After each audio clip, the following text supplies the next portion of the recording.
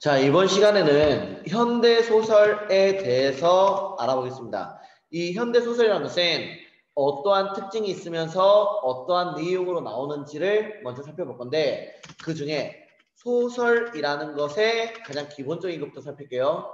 자, 소설의 세 가지 요소가 있는데, 소설의 세 가지 요소는 첫 번째, 뭐가 있다? 주제가 있고요.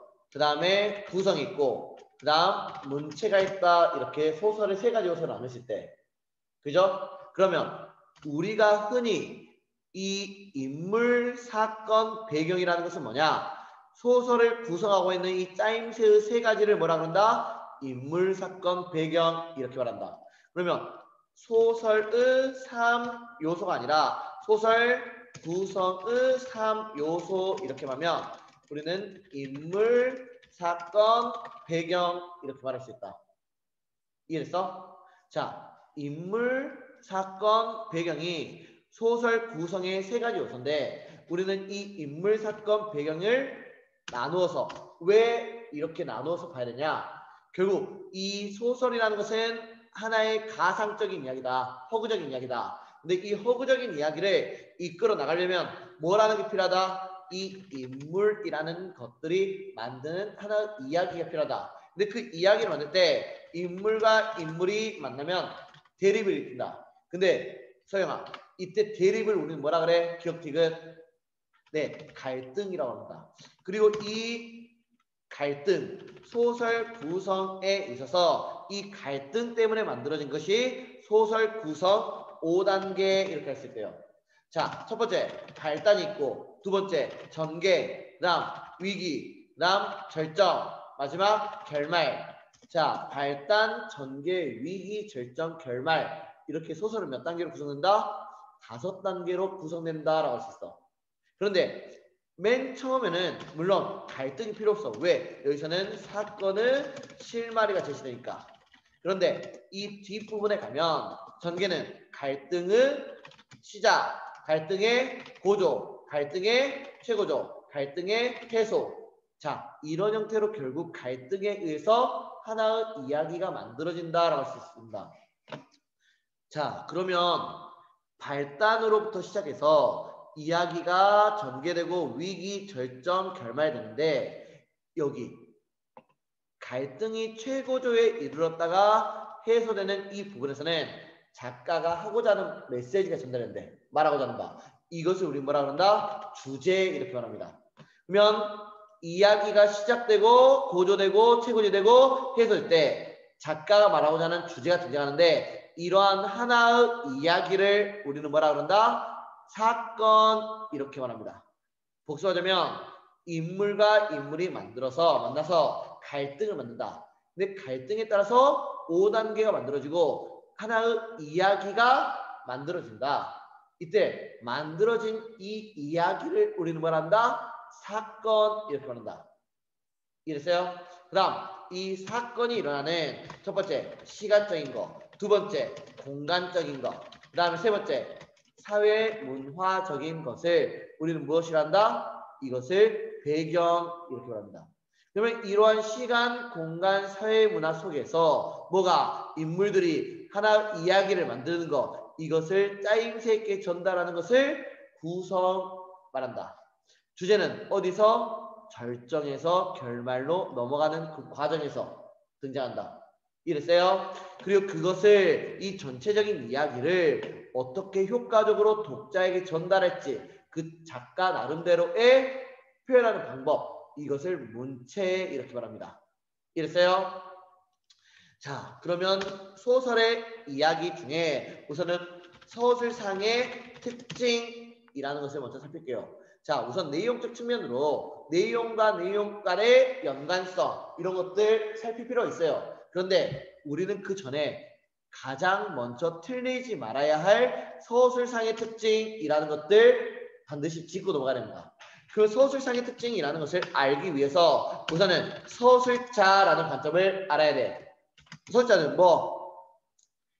독자에게 이야기를 뭐하는 사람, 전달하는 사람을 말한다. 서술자 이렇게 말한다. 자, 누구라고요? 독자에게 이야기를 전달하는 사람, 이러한 사람을 우리 뭐라 한다? 서술자 이렇게 말했다. 그런데 이 서술자가 전달할 때 어떠한 관점을 가지고 전달하느냐?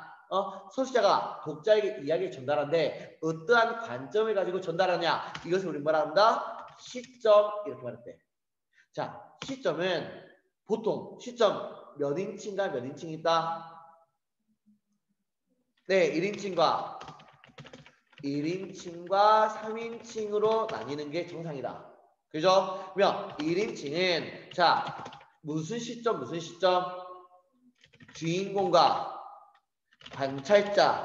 그렇죠? 자, 3인칭은 어떤 시점? 3인칭 관찰자 시점이나 아니면 전지적 작가 시점으로 구성된다. 이렇게 이해됐어요?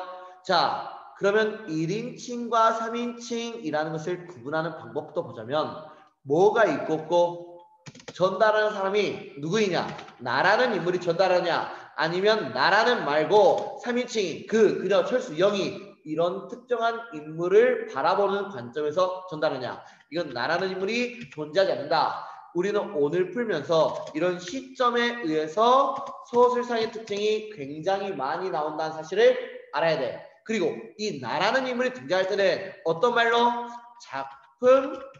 작품 속의 서술자 이런 말 나타나고요. 이거는 작품 밖의 서술자 이렇게 나타납니다. 그래서 작품 속, 작품 밖 어떤 식으로 이런 시점들이 제시되는지 이것 또한 알 필요가 있겠다고요. 이랬죠? 그러면 1인칭 주인공 시점이란 뭐냐? 나라는 인물이 뭘 겪어? 기억디귿. 네, 갈등을 작품 속에서 겪으면 이거는 1인칭 주인공 시점. 이거는 뭡니까? 갈등을 지켜보는 거야. 근데 나라는 인물이 등장하기 때문에 대상에게 나의 내면 심리 전달할 수 있다 없다? 있다. 둘 다. 자, 대상에게 나의 내면 심리를 전달할 수 있어. 주인공이 됐든 관찰자 됐든. 그렇지? 근데 뭐는 안 된다라는 거야? 대상에게 둘 다 전달할 수 있으나 주인공의 심리는 이건 되지만 당연히 이건 전달할 수가 없다. 나라는 인물의 내면 심리만을 제시할 수 있다. 이해됐어요? 자, 이렇게 알면 되겠습니다. 그러면 이 관찰자 시점은 어떻게 나뉜다? 3인칭 관찰자와 전지적 작가 시점 이 두 가지를 구분하는 이 기준을 따지자면 이거는 간접 제시, 즉 뭐하는 거? 성격과 심리를 제시하는 방법이 어떻게 제시한다? 이거는 말과 묘사와 행동을 제시함으로써 이 사람이 어떠한 생각과 어떠한 성격을 가지고 있는지를 파악할 수 있겠다. 누가? 독자가. 그래서 간접적으로 제시한다. 이렇게 말하는 거야.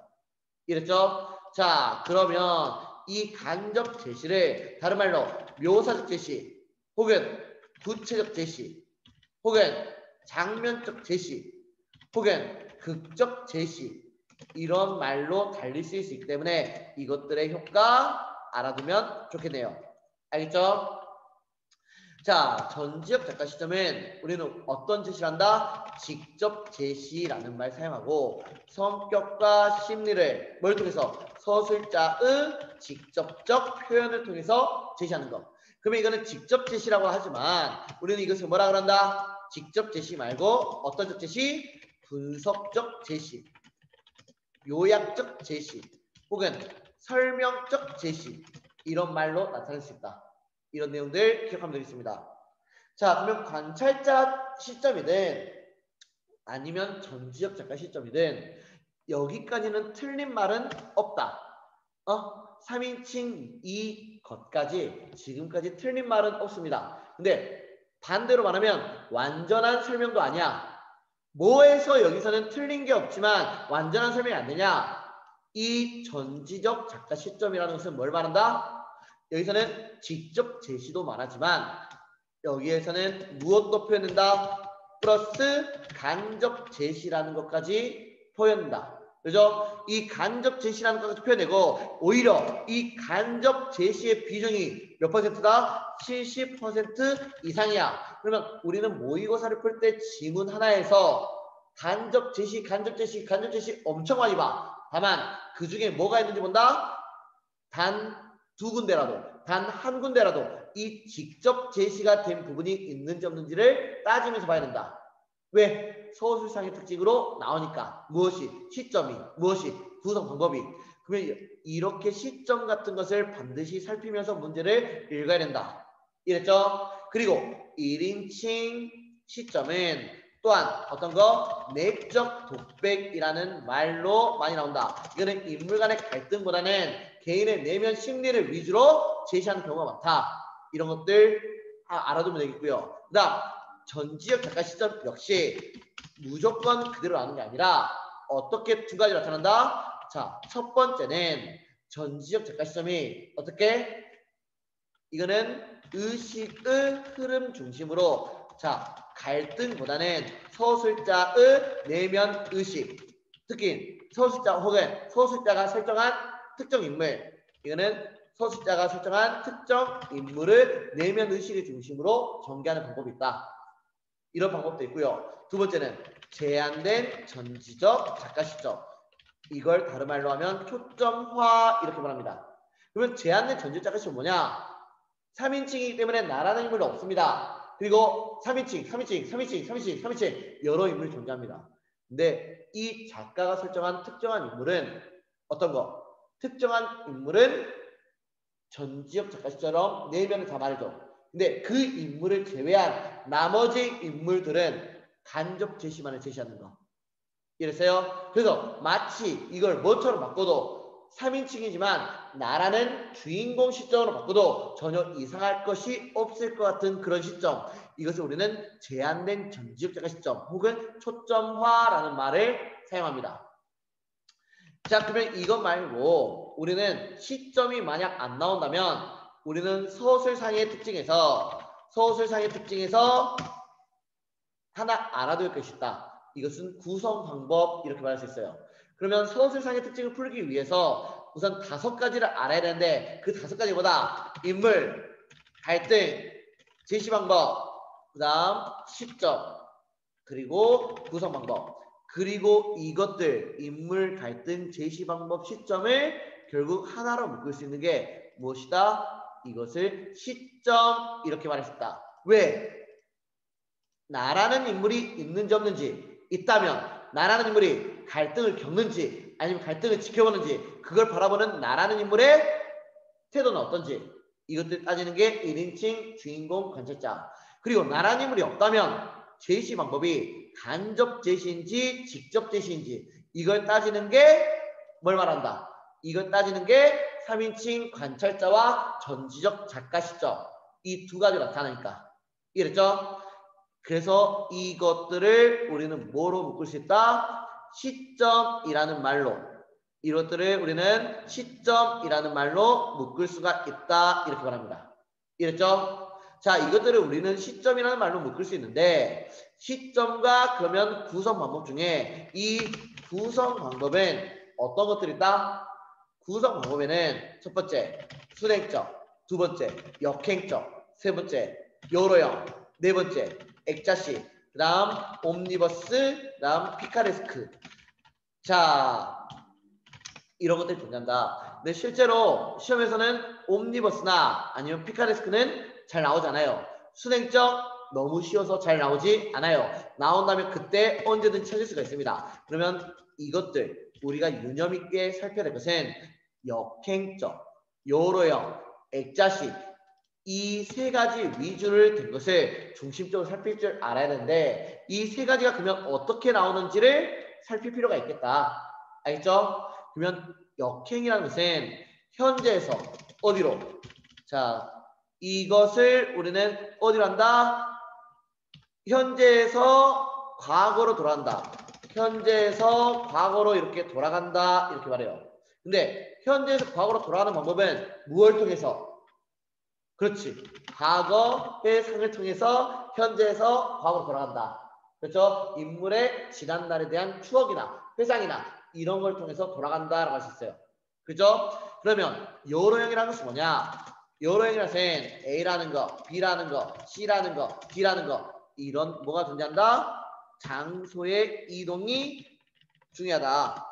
이런 장소의 이동에 따라서 무엇이 인물과 인물의 태도가 혹은 성격이 인물의 내면 의식이 어떻게 바뀌는지를 묻는다. 때문에 이러한 장소에서 어떤 사건이 겪는지를 나누어서 확인하면 되겠고 어떠한 갈등 관계가 변화하는지를 살필 문제가 많이 나옵니다.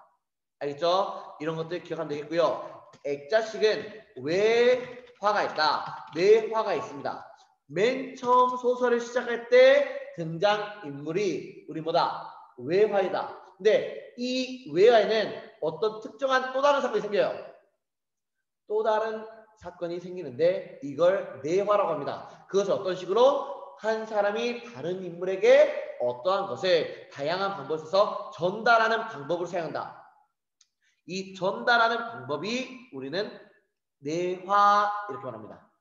그러면 작가가 제시한 것은 맨 처음 설정된 인물을 말하는 겁니까? 아니면 그 안에 인물이 들려주는 새로운 이야기를 말한다.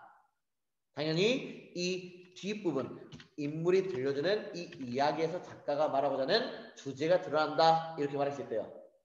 알겠어요? 자, 이런 것들 시점과 구성 방법 이런 것들 알면서 우리는 물론 실전에서는 내용에서 뭐 찾으면서 인물과 인물을 갈등 찾으면서 갈등이 어떻게 전개되는지 그 과정 중심으로 내용을 풀면서 이런 것들 찾아야 되지만 오늘은 이런 것들로도 뭘 찾을 수 있다? 답을 유추할 수 있다. 때문에 이 단순하게 내용만 풀지 말고 줄거리만 찾으면서 문제 풀지 말고 뭣도 포함해라? 이걸 함과 동시에 시점이라는 것과 구성 방법처럼 많이 나오는 서술형의 특징도 걸러내라. 이런 것들을 왜 해야 되는지에 대한 이유를 알려주겠습니다. 알겠죠? 자, 그러면 여러분에게 나눠준 이제는 문제를 한번 보겠습니다. 자, 이 문제를 보면 자, 이거 볼게요. 첫 번째 1페이지 봅시다. 자, 1페이지 보면 나라는 인물이 있다 없다. 자, 그러면 여기에서 서술상의 특징을 풀기 위해서는 나라는 인물이 있는지 없는지 우선은 시점부터 찾을게요. 나라는 인물이 존재한다 안 한다? 한다. 어디 있습니까? 나도 반갑게 인사를 했다라는 거 있어요. 그지? 그럼 나라는 인물이 존재하니까 1인칭이다. 그지? 그리고 사건이 나라는 인물과 연관된 것을 말하는 것이다. 아니면 나라는 인물이 제외된 새로운 일을 말하는 거다. 뭘 말합니까? 나라는 인물과 연관된 일들을 제시하겠다. 그러면 적어도 1인칭 주인공 시점일 것이다. 라고 우리는 뭐 해야 돼? 예측을 해야 됩니다. 그죠? 자, 그러면 예측했어요. 뭐라고? 아, 1인칭 주인공 시점일까? 이렇게 예측을 했는데 그런 예측으로 문제를 푼다면 자, 이거 문제 37번 1인칭 주인공 시점으로 예측할 수 있는 거 다 몇 번? 답이 몇 번이 됩니까? 1인칭 주인공 시점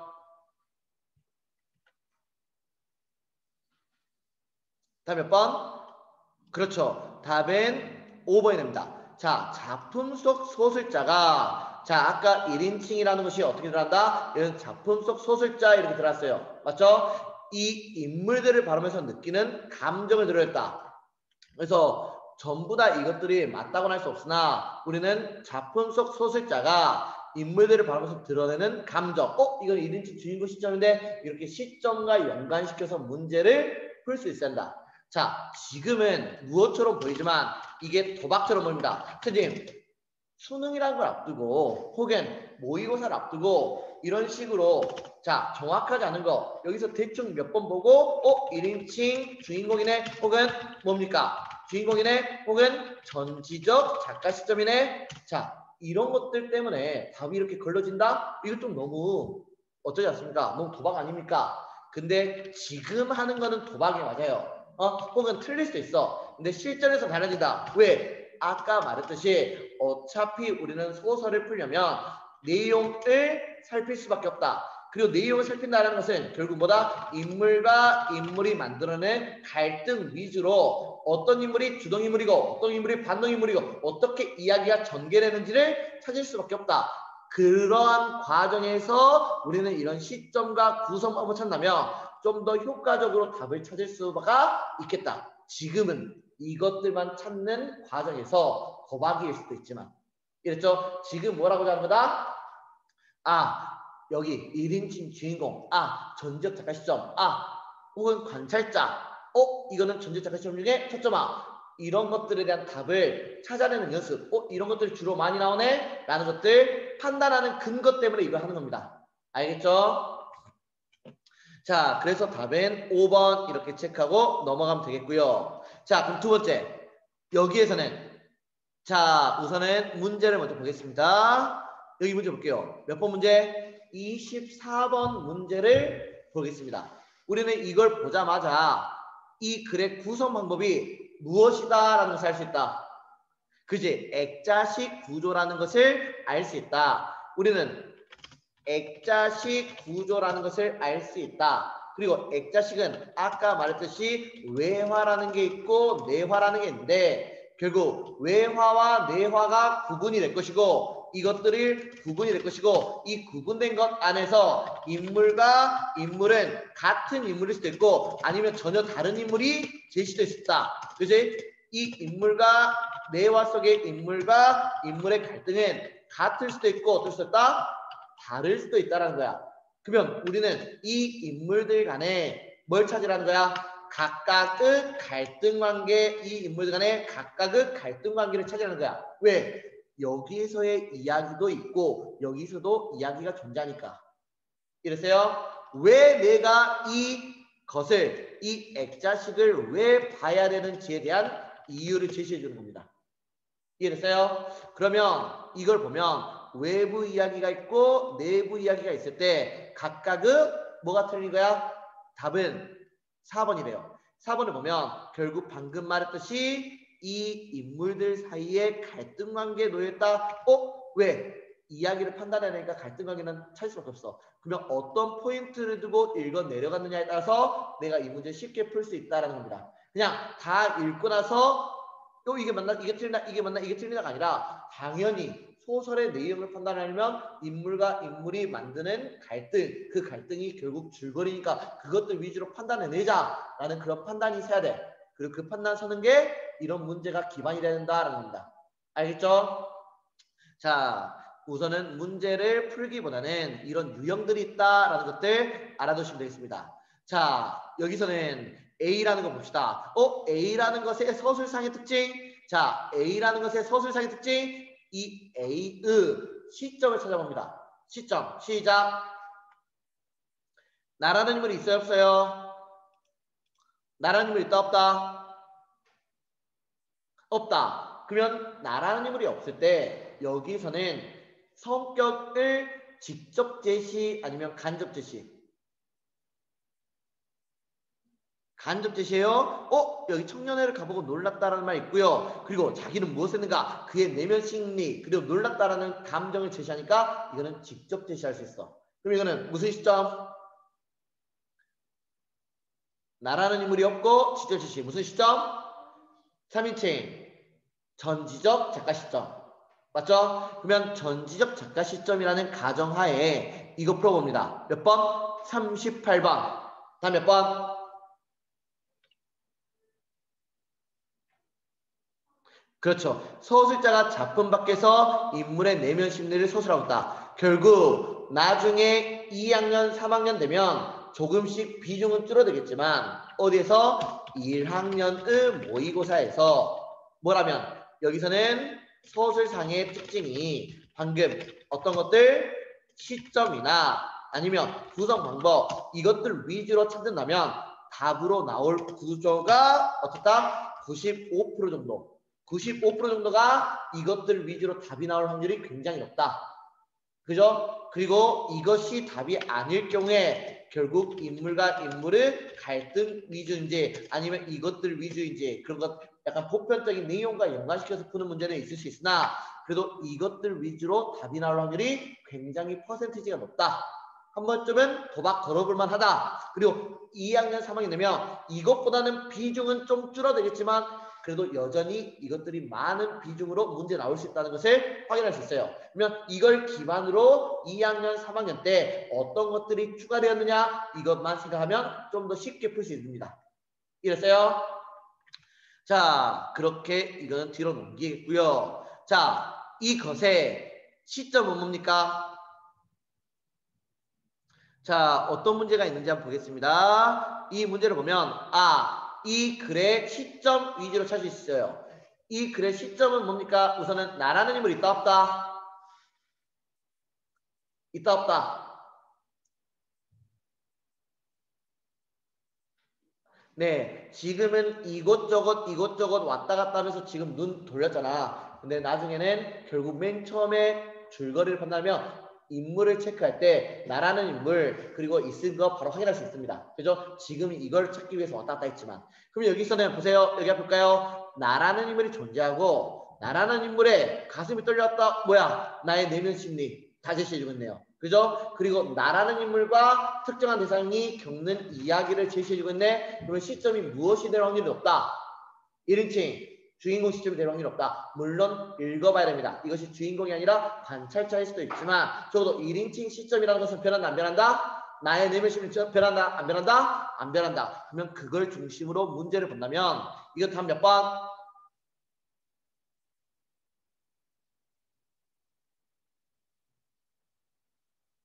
그렇죠. 답이 그래서 5번 이렇게 풀리면 되는 겁니다.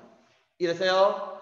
지금은 아무런 생각 없이 풀던 그냥 내용 일치 풀다가 있으니까 다시 글 읽으면서 대충 살펴봐서 이거겠지라고 풀어가던 서술상의 특징 문제가 어떤 관점을 가지고 이 문제에 접근하면 문제를 읽는 도중에 굉장히 쉽게 풀릴 수 있는 보너스 문제로 바뀝니다. 실제로 모의고사는 45문제 중에 몇 문제 정도가 대략 20문제 정도가 굉장히 빨리 풀려야 돼. 그 중에 10초 안에 풀린 문제도 굉장히 많아요. 한 5, 6문제 있어요. 그 중에 30초 안에 풀려는 문제도 굉장히 많아요. 한 10문제 정도 있어요. 그리고 1분 안에 풀려는 문제 한 10문제 정도 있어요. 그런 문제 제외하고 우리는 한 25문제 정도만 열심히 풀면 돼. 신경 써서.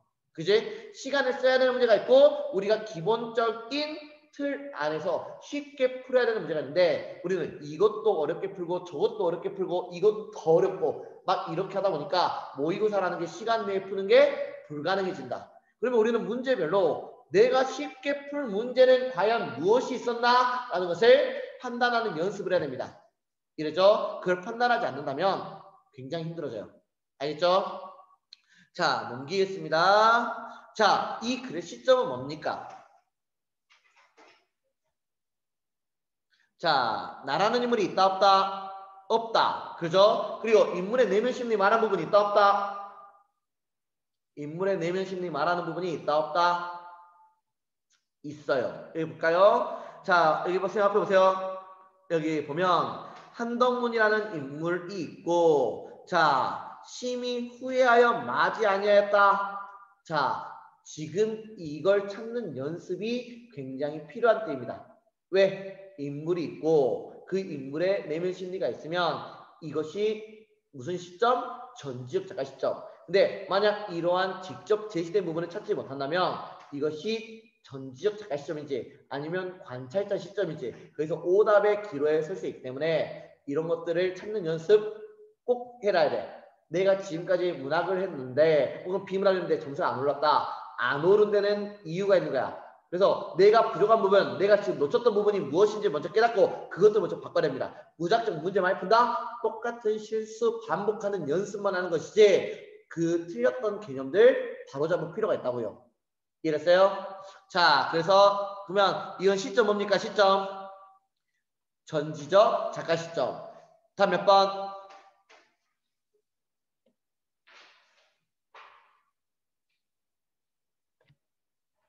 그렇죠. 그렇게 풀면 이 한 문제는 몇 초 안에? 5초 안에 풀립니다. 이랬어요? 내가 관점을 가지고 문제를 푸느냐 아니면 문제에 끌려가다가 이거 답이겠구나 라고 대략적으로 찍어서 넘기느냐 자신과 문제 다르다고 이거는 확정 이거는 확정 이건 이것 때문에 답이 될 수밖에 없다. 이게 화법 정문 문법 그 다음에 비문학 그 다음 문학 모든 문제들을 이런 식으로 나누다 보면 어떻게 풀 수 있다? 굉장히 답에 근접한 것들 그리고 왜 이게 답인지에 대한 확신을 가지고 체크할 수 있다. 알겠죠? 자, 이런 연습 비문학도 문학도, 화법 전문도 다 해주겠습니다. 문법도. 알겠죠? 자, 그러면 이 이야기의 처음 봅시다. 이거는 살짝 구성적 측면인데 맨 앞에 이야기 한번 볼까요? 자, 또 있다. 또 있다. 이전에 뭐가 있었네요. 그 다음 또 전화 얘기인데 어떤 이야기가 있었네요. 아까 말한 대로 이전에 어떤 이야기 있었다. 그러면 아저씨에게는 별의별 전화가 다 걸려왔다. 그 전에 이 글의 시점은 1인칭이다, 3인칭이다. 보세요. 1인칭, 3인칭.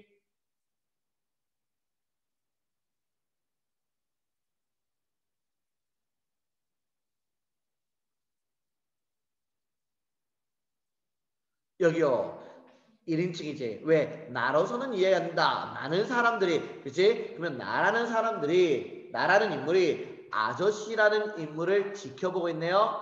그치? 나라는 인물이 아저씨를 지켜보고 있고 그 지켜본 것을 바탕으로 이야기가 전개되고 있잖아.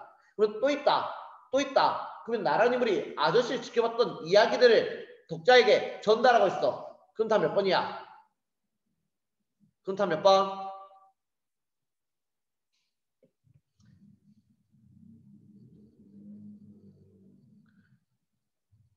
답이 몇 번일까요? 앞에 보세요.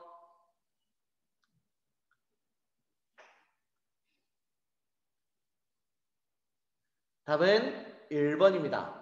일화를 통해 특정 인물의 성격을 드러내고 있다. 일화라는 것은 하나의 이야기를 통해, 하나의 사를 통해, 하나의 예시를 통해 특정 인물, 누구? 그 아저씨라는 인물을 나의 말로 제시하고 있다.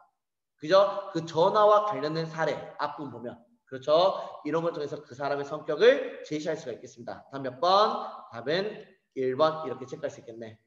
이래죠? 다음 페이지. 자, 우리는 자 보세요. 이것은 조금 달라요. 어떻게 풀어야 되냐?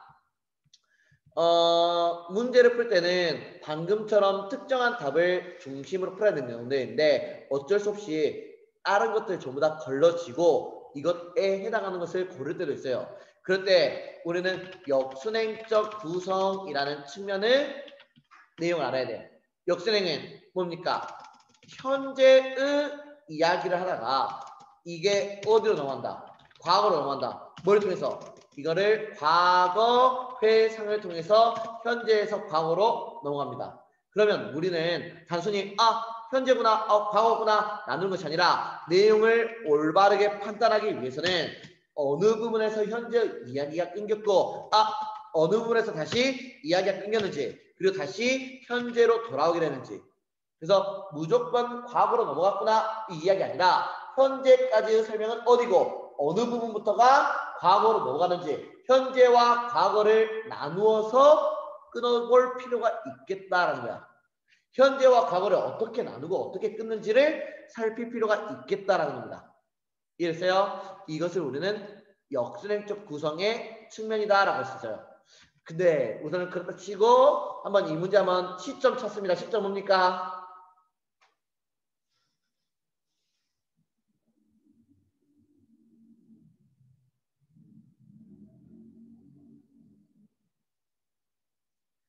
나라는 인물이 있다 없다? 없다. 그리고 내면 심리 말하는 부분이 있다 없다? 있어요. 여기요. 아이고 더러는 만주러 가면 좋겠다 하기도 했다라는 겁니다. 그죠? 이런 내면 심리를 말해줄 수 부분이 있기 때문에 이거는 적어도 뭐다? 3인칭 전지적 작가십니다. 근데 뭐 틀렸어요? 여기 보면 작품 속 소설자가 나의 심리 틀렸네요. 왜? 나라는 인물 없으니까. 그죠?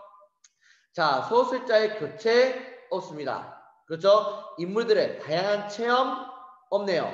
현재엄이 없네요. 왜? 뭐뭐 없다, 뭐뭐 없다, 뭐뭐 없다. 전부 다 과거를 중심으로 전달하기 때문에. 그러면 답은 이 5번인데 우리는 여기 감각적 표현이 나타났을 때 이 감각적 표현이라는 나타났을 때 반드시 이 감각적 표현이라는 말이 중요해요. 그냥 아래다 적어놓으세요. 심상이라고 적습니다.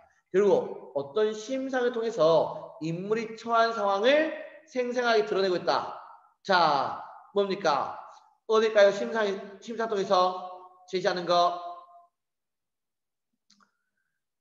자, 뭐 이것저것 다 있겠고요. 우선은 여러 가지 있겠지만 뭐 이 부분도 있습니다. 여기 보세요. 자, 이 부분 여기 위까지는 우리는 뭘 말하고 있다? 이거는 누가? 만도가 겪었던 일제강점기에 강제징용을 말하고 있어. 그리고 다시 이 부분부터 뭐 하는 거? 현재로 돌아왔어요. 이것을 중심으로 여기서는 뭐 청각이 나타났네. 그죠? 그 다음에 뭐 있어요? 째랑째랑하고 종이 울리자. 아, 이런 청각적인 요소로 현재가 돌아온 이후에 뭐 하고 있는 거? 만도가 아들 진수가 오는 열차를 기다리고 있는 것을 알려줍니다. 그렇죠? 그래서 감각적 표현으로 인물이 처한 상황을 생생하게 전달하고 있다. 열차가 오는 거. 열차. 누구? 아들을 기다리는 상황. 이렇게 찾으면 답 5번이라고 체크하면 되겠습니다. 다음요. 이 글의 시점은 뭡니까? 이 글의 시점.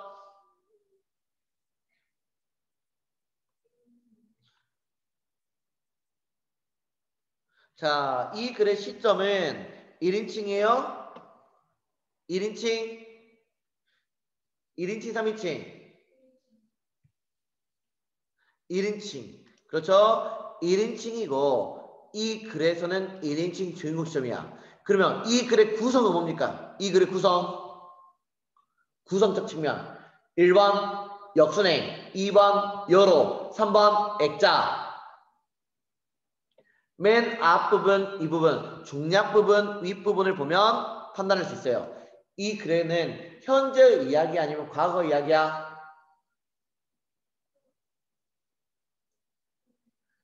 현재 이야기야? 자, 여기 보면 어떻습니까? 자, 여기에서 보면 과거 아내가 느닷없이 화자를 났었다. 그리고 노인은 말이 없으니 지나간 이것에 대해서 상기시키면서도 노인을 위로하고 싶었다. 노인의 말을 통해서 지난 이야기에 대해서 뭐하고 있다? 다시 떠올리고 있다라는 겁니다. 그지? 그리고 이 이야기가 결국 뭐다? 지난날에 대한 이야기다. 이해했어요? 지난 기억이라도 되살려보세요. 그러면 노인의 입을 통해서 며느리는 뭐하고 있다? 지난날의 이야기를 끄집어내고 있다. 그렇죠? 그러면 현재에서 과거 이야기를 끄집어내고 있기 때문에 이거는 무슨 식구성? 현재에서 과거로, 과거 회상을 통해서 들어가. 그지? 역순행적 구성. 답은 몇 번이다? 답 4번. 여기는 구성적 측면. 물론 이 부분만을 통해서 간단하게 찾기는 좀 힘들었을지 몰라요. 근데 본래 시험에서는 좀 더 쉬울 겁니다. 왜? 시점과 구성 방법 위주로 찾다 보면 이런 것들 바로 그냥 역순적이잖아. 이건 시점이 1인칭 주인공이잖아. 라는 것들만 찾아도 답 4번 나왔으니까. 이해했죠? 자, 다음 페이지. 이 글의 시점은 뭐다? 이 글의 시점. 나라는 인물이 있다 없다? 나라는 인물이 있다 없다? 없다. 그리고 강노인의 내면 심리를 말해준 부분이 있다 없다?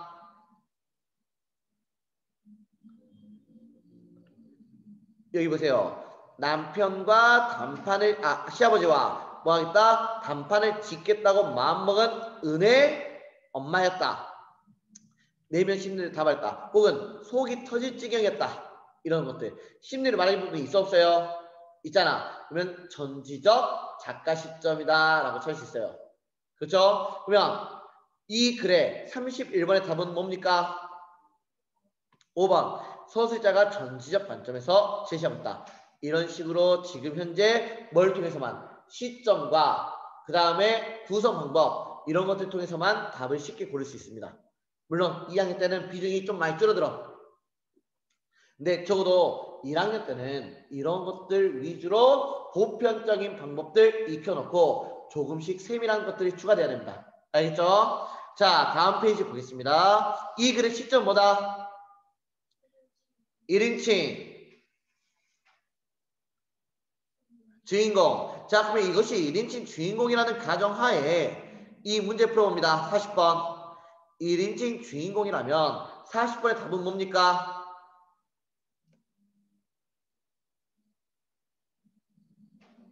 몇 번? 네, 2번이요. 그래서 작중인물, 나라는 인물이 서술자가 되어서 이야기를 전달하고 있다. 당연히 답은 2번이 되겠지. 이해됐죠? 그래서 2번 이거 체크하면 되겠고요. 자, 넘깁니다. 자, 이 문제도 우리는 신경 쓸 필요가 있다. 자, 이 문제를 보겠습니다. 이 문제를 보면 자, 이 문제를 보면 우리는 행렬이라는 것이 중요해요. 이 행렬이라는 게 뭔 말이냐? 행렬이라는 것은 사람들이 길을 걸어가는 방법을 말하는 거야. 그리고 인물과 인물 사이에 뭐가? 인물과 인물 사이에 관계가 혹은 중요도가 갈등 관계가 이게 달라질 수 있어. 그래서 어떤 인물이 중요한 역할을 하고 어떠한 인물이 잠깐 중요한 역할에서 벗어나느냐 이런 것들이 달라질 수 있기 때문에 이러한 구조의 때는 어떻게 푼다? 이게 내신형 문제로 나타나면 이런 문제가 시험 문제에 굉장히 많이 나와요.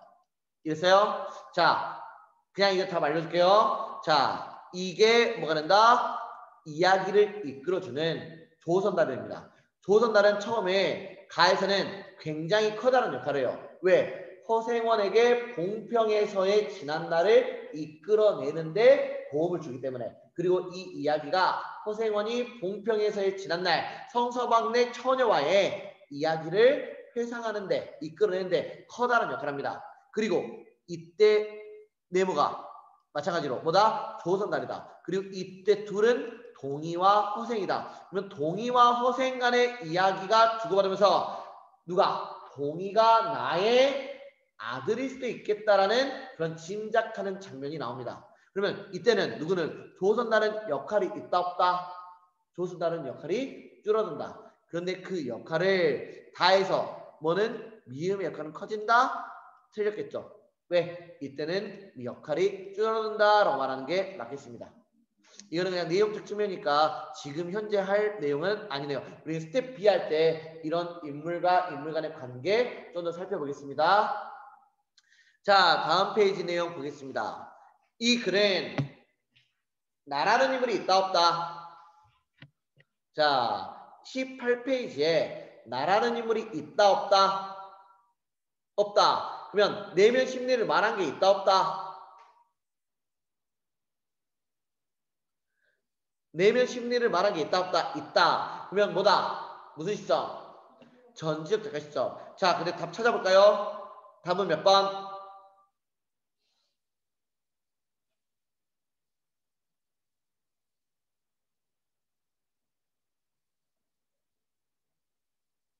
몇 번?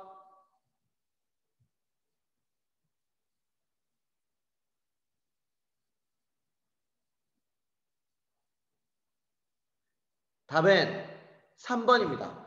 특정 인물은 행동과 심리에 맞추어 초점을 맞추어 서술하고 있다. 자, 보세요. 아까 말하기를 우리 뭐라 했다? 이 전지적 작가 시점이 단순하게 작품 밖의 인물이 내면 인물의 인물 속에 내면을 제시하는 것뿐만 아니라 어떻게 나타날 수 있다? 의식의 흐름을 주되게 말하는 것으로 나타날 수도 있고 혹은 특정한 인물의 내면 의식만을 말해주는 초점화 혹은 제한된 전지적 작가 시점으로 나타날 수 있다. 이때는 I라는 인물의 내면 심리를 말해주지만 그 밖에 다른 인물은 전혀 신경 쓰지 않습니다. 그냥 간접 제시로서 철저히 객관적인 측면만 보입니다. 그죠? 그래서 I라는 입장에서 내면 심리를 말해주는 초점화, 제한된 전지적 작가 시점. 아, 그러면 이거는 전지적 작가 시점 중에 결국 뭘 말하는구나? 아, 초점화를 말하는구나. 이렇게 끌어들 수 있어야 돼요. 이해했죠? 다음 페이지. 자, 19페이지 보겠습니다. 이때 19페이지는 자, 소설 보겠습니다. 소설에서는 인물, 사건, 배경이라고 했는데 보세요. 배경이라는 것은 역할이 있기도 해요. 예를 들면 비 오는 거, 긍정, 부정, 부정, 밤, 긍정, 부정, 부정 뭐 이런 식으로 배경이 주는 시간적 배경이 주는 효과도 있지만 공간적 배경이 주는 효과도 있습니다. 그죠? 그래서 물론 이것에 대한 추가적인 설명이 보기에는 있었지만 우리는 이것들 답은 몇 번입니까? 답은 잠깐만요. 자, 여기서의 답은 뭐가 된다? 외부와 단절된 공간에서 벌어지는 일들을 중심으로 사건이 서술되고 있다. 이때 외부와 단절된 공간이 어디다? 여기에서의 유치장, 이걸 말하는 거야. 그리고 유치장에서 누가 온다? 참말극의 히어로가 온다. 그 다음 두 번째 뭐가 온다? 이거는 우스꽝스러운 애가 온다. 그다음 비극의 주인공으로 바뀐다. 그래서 한 대상을 바라보는 나의 내면을 말하고 있다. 이거는 1인칭 관찰자 시점이다.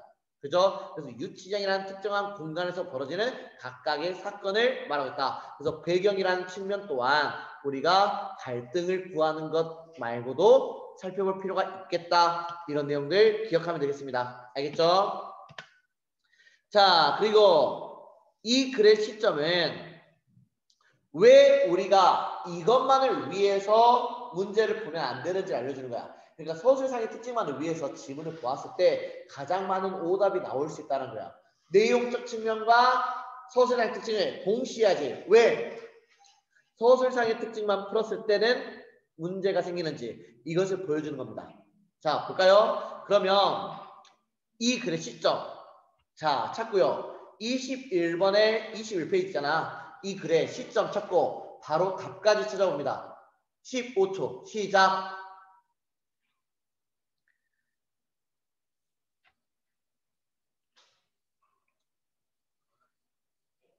자, 이 글의 시점이 뭐야? 전지적 작가 시점. 그죠? 그러면 전지적 작가 시점으로 풀 수 있는 문제 다 몇 번? 몇 번? 3번. 딱 했죠? 자, 보세요. 자, 3번 혹은 5번 혹은 4번 애매합니다. 자, 이 글의 시점을 본다면 뭐 3번, 5번 이렇게 나타날 수 있어요. 혹은 뭐라는 사람도 있냐면 여기서는 작품 안 소수자가 다른 인물을 관찰하고 있다. 뭐 이렇게 나타날 수 있어요. 뭐 다 나올 수 있으나 근데 답은 그게 아닙니다. 왜? 이 답은 몇 번이냐? 자, 여기 보면 장면마다 소수자를 교차해서 사건을 입체적으로 전달하고 있다요. 자, 내용을 보겠습니다. 자, 여기 보면 자, 여기 위까지 뭡니까? 오늘 쓰나미는 그게 되지 않았다. 책을 집어 던졌다. 자, 딱 여기까지는 우리는 뭐라고 봅니까? 이거는 전지적 작가 시점. 왜? 내면 심리를 다 말해주니까. 그죠? 그러면 전지적 작가 시점이라고 할 수 있는데 다시 생각해보면 이 아래는 뭐로 바뀝니까? 갑자기 나라는 인물이 등장하고 나라는 인물의 내면 심리에 등장하고 나라는 인물이 갈등 경례 1인칭 주인공 시점 바뀌네? 그러면 시점이 뭐가 됩니까? 위까지는 전지적, 아래는 1인칭 주인공 시점. 이랬어요? 그러면 결국 서술상의 특징을 방금 시점을 찾는 것으로서 도박해도 우리는 계속 풀어왔어. 틀리지 않았어. 근데 이런 식으로 소술자의 교체가 있는 것에서는 어쩔 수 없이 틀리게 됐다. 그렇죠? 그러면 내용을 판단하면서 갈등 구조를 판단하는 도중에 뭐였다면 시점과 구성 방법을 생각을 했다면 뭐야? 여기 갑자기 소술자가 3인칭에서 1인칭으로 바뀌었네? 라는 생각이 안 해. 하잖아. 그러면 이건 틀리잖아. 근데 내용은 내용대로 소술상의 서술상은 특징들은 따로 내용 따로 표현상의 특징 따로 풀면 이 문제 틀립니다. 이랬어요. 왜 내용과 서술상의 특징이 동시에 돼야 되는지를 알려주는 문제라고. 이 문제가. 이해했어? 그래서 답 몇 번? 2번 이렇게 하면 되겠네. 그죠? 자, 똑같은 문제 반복입니다. 이 문제 풀어보세요. 답까지 구합니다. 시작. 자, 그러면 이것의 답은 답 몇 번? 2번. 그렇죠. 특정 인물의 시각을 중심으로 누구? 기영이를 중심으로 광순에 대한 입장을 바라보고 있다. 이것을 우리 뭐라 한다? 제한된 전지적 작가 시점 혹은 초점화라는 말을 사용했다. 이해했죠? 답은 2번이 되겠습니다. 그렇죠? 그리고 이 다음 페이지. 자, 이 글은 마지막 지문이거든. 한번 이 문제 한번 풀어봅니다. 쌤이 아까 설명했던 건데 앞으로 2학년 3학년 때 많이 나올 겁니다. 한번 풀어보세요. 시작. 자, 이 43번의 답은 몇 번입니까? 답은 1번입니다. 1번을 보면 내적 독백을 통해 인물의 의식을 드러내고 있다. 내적 독백이라는 것은 뭡니까? 흔히 내적 독백은 작은 따옴표로 제시될 수 있고 서술자가 제시할 수 있어요. 여기서는 뭡니까? 여기 내적 독백, 그러면 이거는 대화도 있지만 대화보다 이건 서술자에 대한 생각인가 아니면 뭐 하는 거? 이거는 작은 따옴표 안에서의 생각인가? 이 부분도 마찬가지고 개인의 내적 생각, 그 다음에 이런 생각도 마찬가지고 생각. 그래서 개인 내면의 생각을 중심으로 전달하는 방법도 있다. 지금이야 시점과 구성 방법으로 문제가 많이 나오지만 나중에는 서술 위주로 나온 지문인가 아니면 대사 위주로 나온 지문인가. 그래서 대사와 무엇을 통해 갈등을 전개하고 있다 아니면 서술자가 중심이 돼서 전달하고 있다. 근데 서술자가 중심이 돼서 전달하는 것은 내적 독백이냐 아니면 의식의 흐름이냐 이런 것들로 조금 바뀔 수 있기 때문에 지금은 시점 중심으로만 문제를 풀지만 나중에는 서술자 위주인지 아니면 대사 위주인지 그것까지 따질 필요가 있겠습니다. 알겠죠? 자, 오늘 포인트는 뭐다? 서술상의 특징을 풀기 위해서는 인물 갈등 제시 방법, 시점 구성 방법 이것은 가장 기본 베이스로 깔아라. 근데 너무 많은 걸 생각하기 힘드니까 결국 뭐 생각해라? 시점과 구성 방법 위주로 기본 베이스를 튼튼히 해라. 근데 이것만을 위해 문제 푸는 도박은 실전에서 안 된다. 그러면 뭐 해라? 이것들이 많이 나온다라는 것을 이렇게 연습하고 나중에 문제 스텝 B 할 때 내용적인 측면 할 때 이것도 동시에 찾아내는 연습해라. 가지고 이걸 위해서 따로 지문을 보지 말고 바로 답 체크하면서 이 문제는 5초 안에 풀어라. 알겠죠? 내용 푸는 연습은 어떻게 쉽게 풀 수 있는지 다음 시간에 알려주도록 하겠습니다. 알겠죠? 자, 오늘 수업 여기까지 하겠습니다.